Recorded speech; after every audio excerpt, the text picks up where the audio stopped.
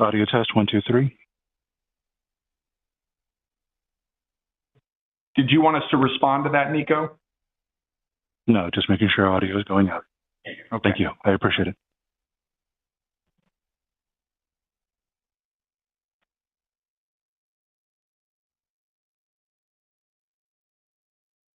Chair Scott, we are good.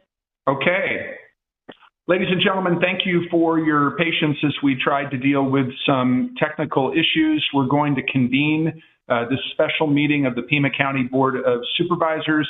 And I'll first turn it to our clerk, Ms. Manriquez, for roll call to establish quorum. Supervisor Allen? Here. Supervisor Cano? Here. Supervisor Christie? Here. Supervisor Hines? Chair Scott? Here. Let the record show that Supervisor Hines is not present. All other board members are present.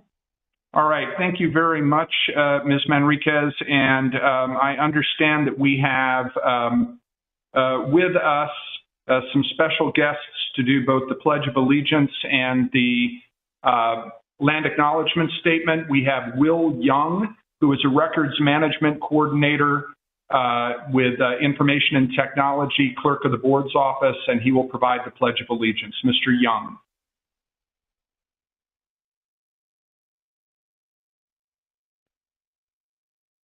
I pledge allegiance to the flag of the United States of America and to the republic for which it stands, one nation, under God, indivisible, with liberty and justice for all. Mr. Young, thank you very much for taking time away from your workday to lead us in the Pledge of Allegiance. We now have Ana Camarillo, who is a program coordinator, a community resource navigator with our Community and Workforce Development Department, and Ms. Camarillo will read the Land Acknowledgement Statement.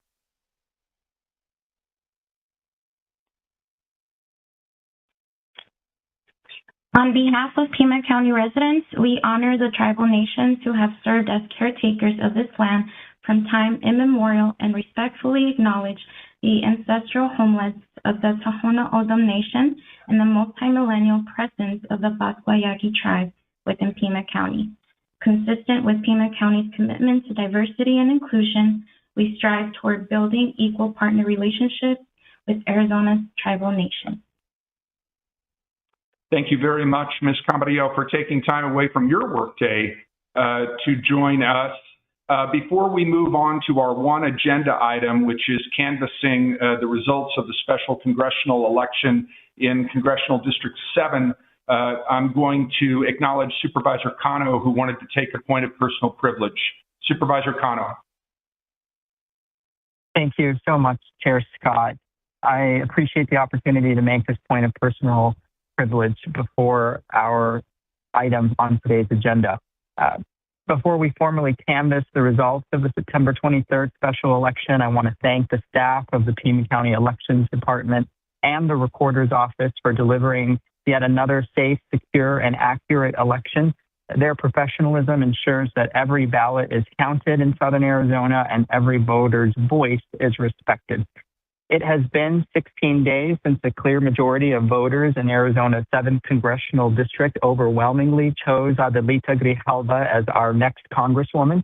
Yet Speaker Johnson continues to refuse her swearing in, denying Southern Arizona the full representation that it deserves in the United States Congress.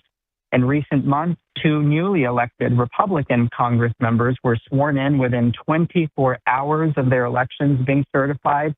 And it begs question, why are the rules suddenly different for an incoming Democratic lawmaker? Southern Arizona voters deserve the same respect and urgency shown elsewhere in America. This delay has real consequences right here at home. Without being sworn in, Congresswoman-elect Grijalva cannot hire staff, access House resources, or deliver essential constituent services to families and communities across Southern Arizona. The voters have spoken. Their will must be honored, and it's time to let Congresswoman-elect Grijalva take the oath of office and get to work for the people she was elected to serve. Thank you, Chair Scott. Supervisor Cano, thank you very much. And as a follow-up to your remarks, I will ask our elections director, Ms. Hargrove, when it is her turn to speak, to attest to why we set the dates when we do as counties for canvassing elections, and how that's aligned with the State Secretary of State's office, because it's pretty clear from what Supervisor Cano said that the actions taken at the local and state level do not dictate the decisions of the Speaker of the House. But if we could just talk at some point when we're considering the agenda item on how those dates are determined, that would be, I think, informative to the public. So at this point, let's go to agenda item number 4, which is consideration of the canvass. County Administrator Lesher, any introductory remarks? No, Chair Scott, thank you. All right, thank you. I'm going to go ahead and move the item. Second. Moved and seconded by Supervisor Allen. And I note that Supervisor Hines has joined the meeting. Good morning, Supervisor. And I'm going to ask Ms. Hargrove, can you address, please, how and why the dates for the canvasses in the various counties in the congressional district are set, and how that's aligned with the state? Good morning, Chair Scott and Supervisors. Absolutely. So the canvass dates are set by statute, and we have a range. So there is an absolute final date that we can canvass an election. And so typically we end up canvassing our election on the last date that counties can canvass an election.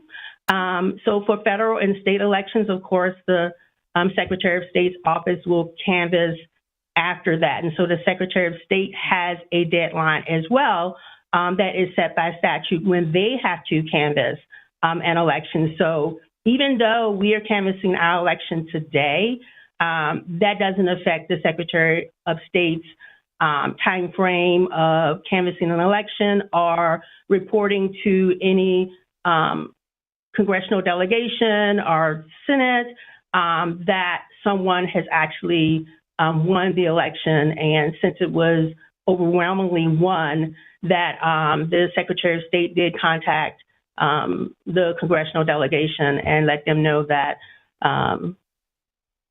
Adelita Grajova was the winner of the election, but it is all driven by statute. Thank you, Ms. Hargrove. That was very informative, and especially coming after the statement made by our colleague from District 5. Any other questions or comments from board members? I want to acknowledge that not only is Ms. Hargrove joining us, but so is our county recorder, Gabriela Caceres Kelly, and I want to thank her for joining us today. Supervisor Hines. Thanks. I just wanted to, and if this already has been pointed out, I apologize. I was having some more technical difficulties here, but I think it's important as we do this that we acknowledge the fact that our Congresswoman-elect is being, I think, really incredibly mistreated by the Speaker of the House in not allowing her to be sworn in with an overwhelming victory, all for just political BS. And I know that's not typically something I would ever want to be saying, but you can't be swearing in every other special election victor with much smaller margins in 24 hours with unofficial canvasses and then make a special exception for Adelita Grajova. I think we all know why that's happening, and I think it needs to be stated in this meeting. And the public just needs to be aware that while we have been the better part of a year without representation for this district in Southern Arizona, that includes me and most of my district, we still technically don't have a voting member of Congress because they're playing politics with this seat. And I would like to vote for the candidates as soon as possible. Thank you, Supervisor Hines. We did hear a statement expressing similar sentiments from Supervisor Cano, who took a point of personal privilege at the beginning of the meeting, but I very much appreciate and agree with your remarks. All of us are excited to see our former colleague in this position and want her to be able to take office as soon as possible. And it's very clear, not only from what we've been hearing out of Washington, but also what we just heard from our elections director, that the decision to not swear her in is solely in the hands of the Speaker of the House and how he's interpreting the House rules. So I thank both you and Supervisor Cano for your remarks. And any other questions or comments from board members? All right, all those in favor of approving the canvass as submitted by the Elections Department indicate by saying aye. Aye. Aye. Aye. Any opposed? All right, that item passes 5-0. And want to thank Ms. Hargrove for the continued hard work and dedication of her department.